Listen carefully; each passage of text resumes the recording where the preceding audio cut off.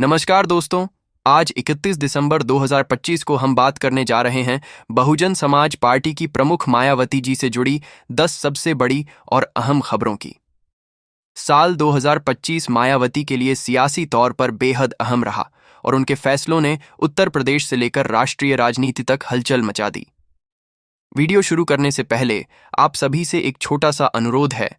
अगर आप मायावती जी और बीएसपी के सच्चे समर्थक हैं तो अभी चैनल को सब्सक्राइब करें और कमेंट बॉक्स में बीएसपी जरूर लिखें ताकि हमें पता चले कि आप हमारे साथ हैं। अब बिना किसी भूमिका के सीधे मुद्दे पर आते हैं। हर खबर से पहले आप सुनेंगे। चलिए बढ़ते हैं अगली बड़ी खबर की। 2027 विधानसभा चुनाव को लेकर एकला चलो का ऐलान। साल के आखिरी दिनों में मायावती ने साफ शब्दों में कह दिया कि बहुजन समाज पार्टी 2027 का उत्तर प्रदेश विधानसभा चुनाव किसी भी गठबंधन के बिना अकेले लड़ेगी। उनका मानना है कि गठबंधन की राजनीति में बीएसपी का मूल वोट और विचारधारा कमजोर होती है। यह फैसला कार्यकर्ताओं को सीधा संदेश देता है कि पार्टी अपनी ताकत पर भरोसा कर रही है और जमीनी स्तर पर संगठन को फिर से मजबूत करने की तैयारी में है। चलिए बढ़ते हैं अगली बड़ी खबर की।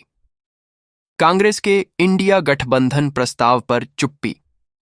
कांग्रेस की ओर से बीएसपी को इंडिया गठबंधन में शामिल करने के संकेत जरूर दिए गए, लेकिन मायावती ने इस पर कोई सकारात्मक प्रतिक्रिया नहीं दी।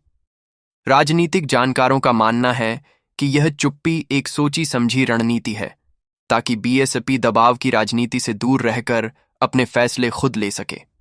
चलिए बढ़ते हैं अगली बड़ी खबर की। संसद के शीतकालीन सत्र को लेकर बड़ा बयान। मायावती ने संसद के शीतकालीन सत्र को सुचारू रूप से चलाने की अपील की। उन्होंने कहा कि दिल्ली के बढ़ते प्रदूषण, मतदाता सूची पुनरीक्षण और सामाजिक न्याय जैसे अहम मुद्दों पर गंभीर चर्चा होनी चाहिए, न कि केवल शोर शराबा। चलिए बढ़ते हैं अगली बड़ी खबर की। अमेरिका के व्यापार शुल्क पर तीखी प्रतिक्रिया। अमेरिकी राष्ट्रपति डोनाल्ड ट्रंप द्वारा भारतीय उत्पादों पर 25% आयात शुल्क लगाए जाने पर मायावती ने कड़ा विरोध जताया। उन्होंने केंद्र सरकार से कहा कि किसानों, छोटे व्यापारियों और लघु उद्योगों के हितों की रक्षा के लिए ठोस कदम उठाए जाएं, क्योंकि इसका सीधा असर आम लोगों की रोजी रोटी पर पड़ सकता है। चलिए बढ़ते हैं अगली बड़ी खबर की। दलित और ओबीसी एकजुटता का आह्वान।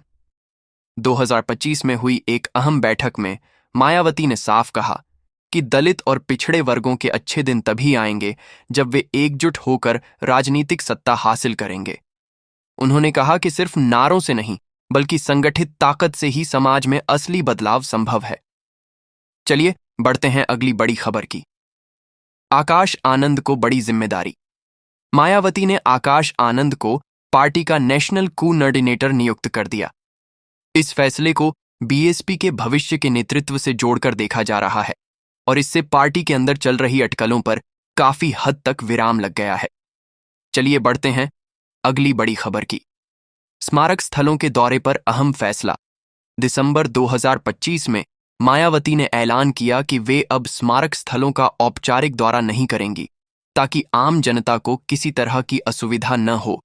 इस फैसले को जनता के हित में उठाया गया कदम बताया जा रहा है। चलिए बढ़ते हैं अगली बड़ी खबर की। नोएडा में मेगा रैली से शक्ति प्रदर्शन। बाबा साहेब डॉ. भीमराव अंबेडकर की पुण्यतिथि पर नोएडा में आयोजित विशाल रैली के जरिए मायावती ने पश्चिमी उत्तर प्रदेश में बीएसपी की ताकत दिखाई।